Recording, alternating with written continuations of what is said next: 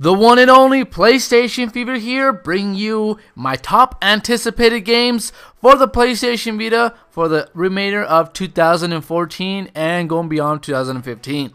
So, these are my top 10 PlayStation Vita games from PSN to retail, and quite frankly, I cannot wait to play these games and bring you the full gameplay reviews on these games. And let's do the countdown right now. Number 10. To kick off the list, I have Gravity Crash Ultra, which to me, when I saw the trailer, I was like, well, why does this remind me of Galaga? It's like the old school version of shooting, going around, super fast pace, a lot of, stuff going on, and it's a nice PlayStation Network title, which I feel like just resonates and works better on the PlayStation Vita because you can take it on the go. And just the soundtrack and all that I've seen so far definitely seems like a perfect game to take on the go, and, it's a shooting game, so I can play like a modern version of a Galaga, which is kind of cool. Number 9.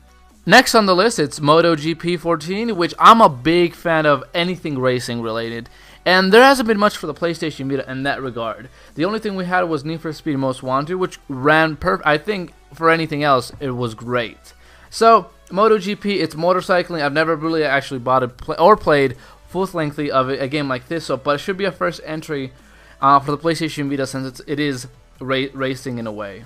Number 8. Mercenary Kings takes for number 8 on the list for the PlayStation Vita. Already been released though, but taking that same game on the go for the Vita looks like a lot of fun. It's a more modernized 16-bit version of a game. A lot of shooting, I feel for a fact there's going to be a lot of comical scenes and all that.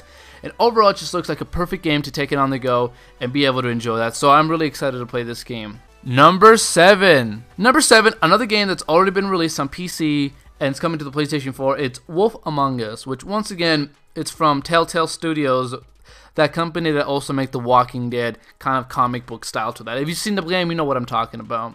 And once again, the creators of them took something original and then decided to go with that. And it looks like a lot of fun. I've seen a lot of gameplay of it, and definitely looks a lot of interactiveness like The Walking Dead was on the platforms and even the PlayStation Vita. And the Wolf Among Us is going to take that same thing as episodes and DLC, and sure enough, cannot wait to actually play this, and I'm waiting to play it on the PlayStation Vita so I can go ahead and take it on the go.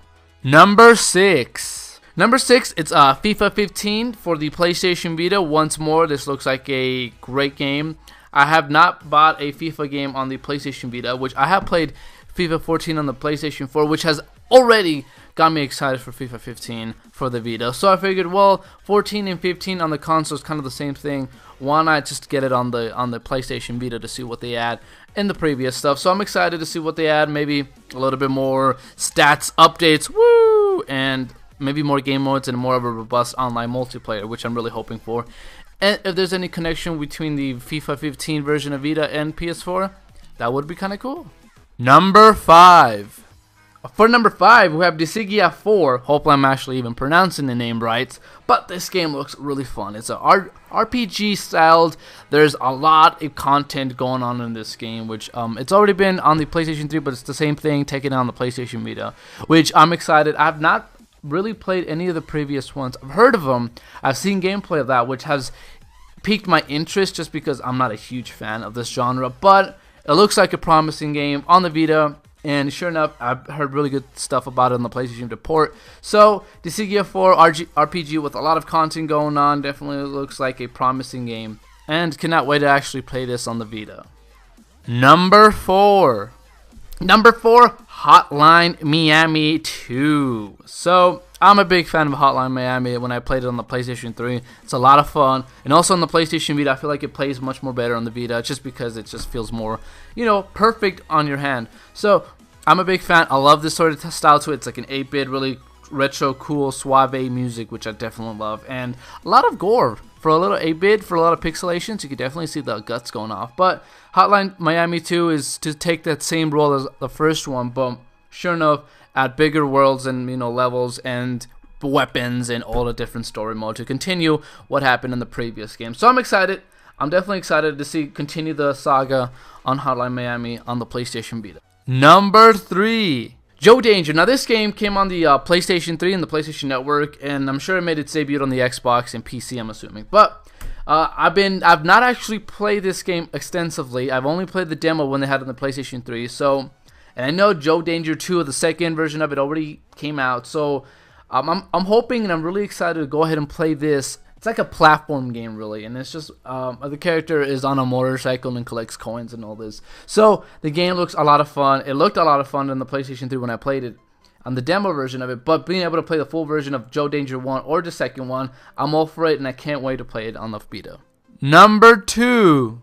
If you've been following my channel for a long time, you would see that I am kind of anticipating this little game called Minecraft. It's made its debut on the PlayStation 3 platform a few months ago, 6-7 months ago, and from there on we heard that 4J Studios was going to go ahead and port that for the Xbox One, PlayStation 4, and obviously the PlayStation Vita. And there hasn't been like official gameplay trailer. There's only been like sneak peeks here and there, screenshots. But we did confirm that Minecraft PlayStation Vita version was going to be identical to the console version of PlayStation 3, which once again is bigger than the Pocket Edition. Obviously not as big as the console for PlayStation 4 and Xbox One or the PC in that regard. But the idea is being able to have this huge franchise game, Minecraft, that a lot of people like, and being able to take the next incentive, right, to take it on the go, definitely seems like a must-have for it. If you have a PlayStation Vita, and if you have always been intrigued of playing Minecraft, I think this is like a great incentive to go ahead and buy that now, because you get the PlayStation 3 and the Vita version for the same price, which quite frankly